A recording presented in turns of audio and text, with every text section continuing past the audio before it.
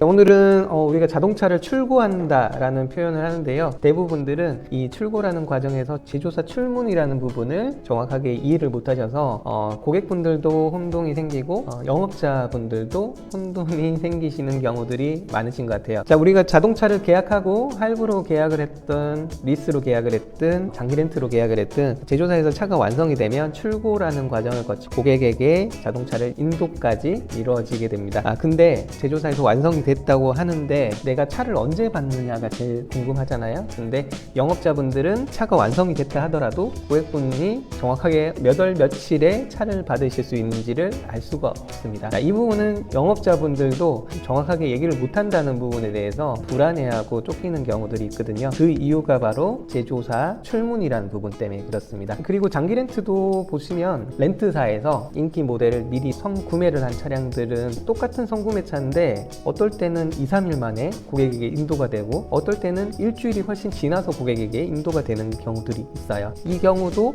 제조사 출문이라는 부분 때문에 그렇습니다. 그래서 이 제조사 출문이라는 부분을 한번 정리를 해보겠습니다.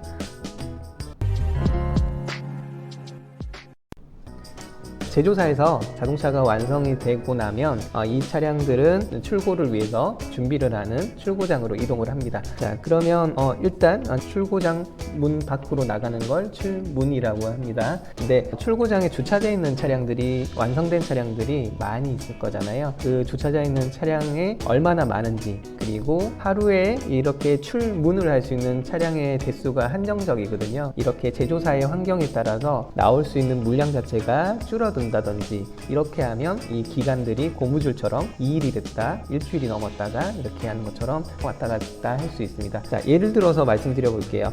우리 차가 출문의 순번표가 201번이라고 가정을 해보고요. 하루에 제조사에서 출문할 수 있는 물량이 50대라고 가정을 해보겠습니다. 그러면 제 차가 201번이니까 5일차가 돼야지 이 차가 나올 수 있는 거죠. 근데 주말이 끼고 이렇게 하면 거의 일주일 정도가 되는 거겠죠. 그래서 내 차가 완성이 되었지만 어쨌든 제조사의 문 밖으로 나오는 데까지, 출고장의 문 밖으로 나오는 데까지 일주일이 걸릴 수가 있다는 거죠. 근데 이런 사정에서 또 길어지는 환경은 뭐냐면 차가 많이 쌓여 있어서 제 순번이 뒤로 밀린다거나, 예를 들어 뭐 301번이라든지 이런 식으로 차가 많아서 쌓여있는 차가 많다면 이렇게 나올 수 있는 기간이 더 길어지겠죠. 그리고 제조사의 어떤 특정 사정이나 아니면 부분 파업 때문에 하루에 50대가 나와야 되는데 뭐 25대, 30대 밖에 못 나온다고 하면 또 기간이 길어지겠죠. 이런 것처럼 출문이라는 건 이틀이 걸릴지 3일이 걸릴지 일주일이 걸릴지 그때그때 제조사의 환경에 따라서 달라지고 이런 부분이 있기 때문에 언제 나올지 영업자들도 모르는 거죠. 그러면 현대자동차, 기아자동차 제조사에 전화해서 물어보면 친절히 알려주지 않을까라고 하시겠지만 이거는 누가 물어봐도 몰라요.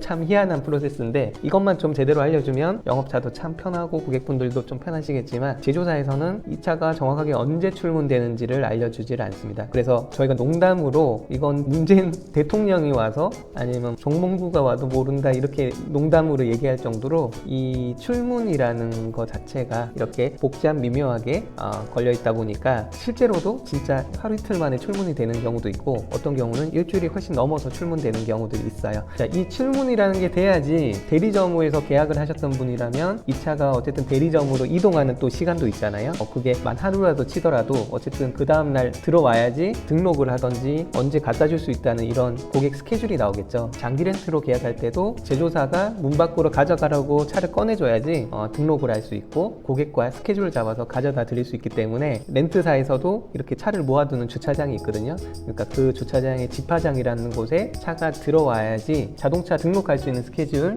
그리고 고객과의 탑승 스케줄을 잡을 수 있기 때문에 어쨌든 출문이 돼서 렌트사 집화장이라는 곳에 들어와야지 정확하게 날짜를 알 수 있는 겁니다.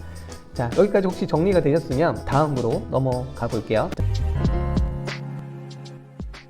그렇다면 장기렌트 선구매 차량 중에서도 어떨 때는 2, 3일 만에 고객에게 인도되는 경우가 있고 어떤 경우는 일주일이 넘어서 고객에게 인도되는 경우가 있어요.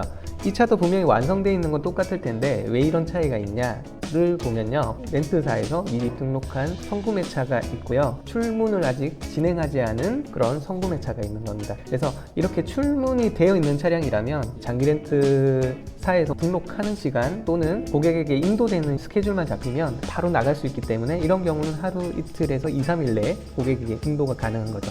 근데 렌트사의 성구매 차량이라고 하더라도 차는 완성이 되어 있지만 아까 말씀드렸던 제조사 출문 과정이 아직 되어 있지 않다면 제조사가 차를 가져가세요 하면서 제조사 출고장에 문 밖으로 차를 꺼내주는 그런 기간이 더 걸릴 수 있기 때문에 이런 같은 성구매 차량이라고 하더라도 2, 3일이 걸렸다가 어떨 때는 일주일이 넘게 걸리기도 하는 겁니다.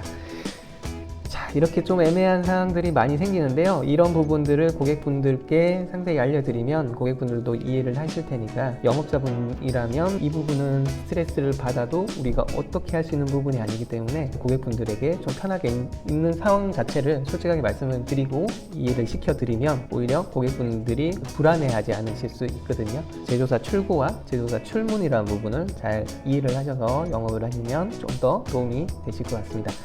자, 그리고 오늘 이해가 안 되신다는 부분이 있으시다면 댓글로 문의를 남겨주시고요. 그리고 오늘 이 영상도 어떤 분이 질문을 따로 주셔서 이런 영상을 만들게 됐거든요.